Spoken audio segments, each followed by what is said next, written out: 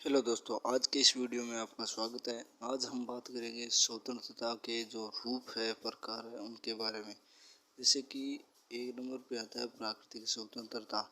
प्राकृतिक स्वतंत्रता के अंतर्गत जो मनुष्य को जो स्वतंत्रता है वो मनुष्य के द्वारा ही यानी प्राकृतिक रूप से संस्था से प्राप्त नहीं हुई है किसी से भी, और यह प्रकृति द्वारा ही मनुष्य के जन्म के साथ ही उसके व्यक्तित्व में निहित है। व्यक्ति स्वयं भी इसका हस्तांतरण नहीं कर सकता। यह स्वतंत्रता राज्य के अस्तित्व में आने वाली पूर्ण अवस्था में है, यानी स्पष्ट रूप से अप्राकृतिक स्वतंत्रता के अंतर्गत किसी भी व्यक्ति या राज्य का कोई हस्तक्षेप नहीं है। यह व्यक्ति के जन्म के साथ ही व्यक्तित्व के में स्वतंत्रता का हिस्सा बन जाती है। 2 नंबर पर है व्यक्तिगत स्वतंत्रता। व्यक्तिगत स्वतंत्रता के अंदर जो निजी जीवन में जो कार्य होते हैं व्यक्ति के उसे स्वतंत्रता भी होनी चाहिए, और जो व्यक्तिगत कार्य केवल समाज के हित में ही बंधन लगाए जा सकते हैं। लोकतांत्रिक देशों में नागरिकों की स्वतंत्रता का विशेष महत्व है, जिसमें कि जैसे कि खान पान, रहन सहन, परिवार, धर्म और आदि अनेक क्षेत्रों में पूर्ण रूप से स्वतंत्रता होनी चाहिए। उसे व्यक्तिगत स्वतंत्रता के रूप में प्रदान किया गया है। 3 नंबर स्वतंत्रता के अंदर है नागरिक स्वतंत्रता। नागरिक स्वतंत्रता के अंतर्गत एक नागरिकों के होने का मनुष्य के उस देश में जो मिलने वाली स्वतंत्रता है, जैसे स्वतंत्रता है जिन्हें समाज स्वीकार करता हो, ऐसी मान्यताओं को यानी जो सरकार की तरफ से हमारे संरक्षण या जो मान्यता व अधिकार प्राप्त है, वैसे ही नागरिक स्वतंत्रता के अंतर्गत व्यक्ति की हमारे देश यानी जो जिस देश का व्यक्ति है उस देश की जो अधिकार है उस व्यक्ति को में समाविष्ट होने चाहिए। यानी व्यक्ति को नागरिक स्वतंत्रता भी होनी चाहिए, और व्यक्ति को नागरिक यानी राज्य के द्वारा भी स्वतंत्रता होनी चाहिए और उस देश के लिए भी स्वतंत्रता होनी चाहिए। 4 नंबर पर है राजनीतिक स्वतंत्रता। राजनीतिक स्वतंत्रता के अंतर्गत अर्थव्यवस्था में यानी राजनीतिक में कदम रखने के लिए जिम्मेदारी का नाम ही राजनीतिक स्वतंत्रता है। और यह स्वतंत्रता जिस व्यक्ति के नागरिक यानी जो मतदान करता है, मतदान करने या चुनाव में हिस्सा लेने या सार्वजनिक पदों पर नियुक्त पाने का अधिकार ही राजनीतिक स्वतंत्रता है। और आर्थिक स्वतंत्रता के अंतर्गत 5 नंबर पे है जिस व्यक्ति के आर्थिक क्षेत्र ऐसा होना चाहिए जो कि स्वाभाविक के साथ बिना वित्तीय चुनौतियों का, जिसमें कि जो स्वाभिमान के साथ साथ जो वित्तीय चुनौतियां है उसका भी सामना स्वयं एवं परिवार का जीवन निर्वाह कर सकता है। यह आर्थिक सुरक्षा भी है।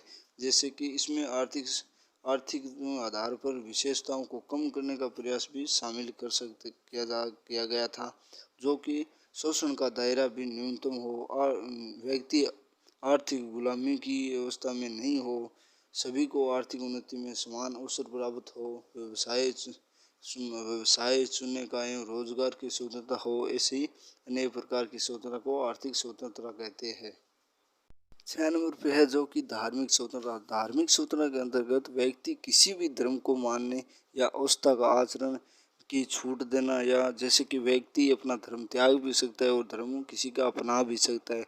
जैसे कि रीति रिवाज से पूजा करने का तरीका, धर्म गठन एवं धर्म के नाम पर कानूनी व्यवस्था भंग करना या बलपूर्ण व्यक्ति अनुमति और अनेक प्रकार की जो धार्मिक अवस्था में स्वतंत्रता होती है उसे धार्मिक स्वतंत्रता कहते हैं। और 7 नंबर है नैतिक स्वतंत्रता। नैतिक स्वतंत्रता के अंदर नैतिकता औचित्यपूर्ण व्यवसाय अंतर्गत एवं नैतिक गुणों से प्रभावित होकर जब व्यक्ति कार्य करता है। नैतिक स्वतंत्रता स्वास्थ्य, क्रोध, लाभ अब और घृणा दुर्बल जैसी चारित्र्य दुर्बलता एवं वैश्वीकरण का कार्य करने व्यक्ति नैतिक स्वतंत्रता के श्रेणी में आता है। जैसे कि क्रोध करना, घृणा करना, किसी से दुर्व्यवहार करना और अनेक जो कानूनी दायरे में कानून के विरुद्ध होता है वो नैतिक स्वतंत्रता के अंतर्गत आते हैं।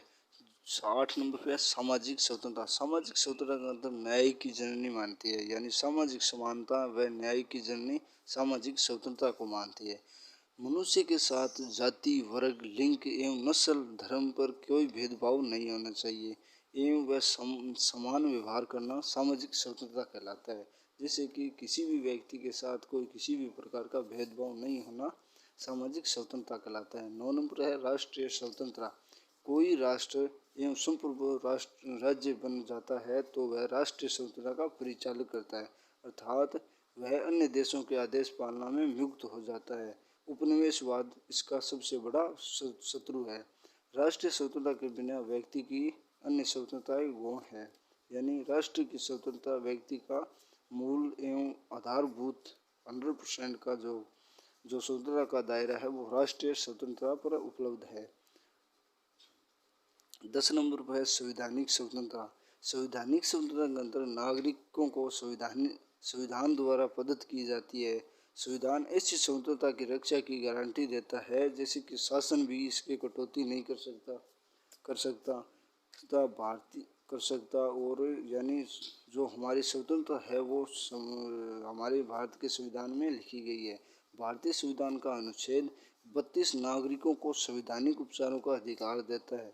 यानी संविधान के द्वारा जो हमारे लाभ है वो संविधान के द्वारा ही हमें स्वतंत्रता मिली हुई है।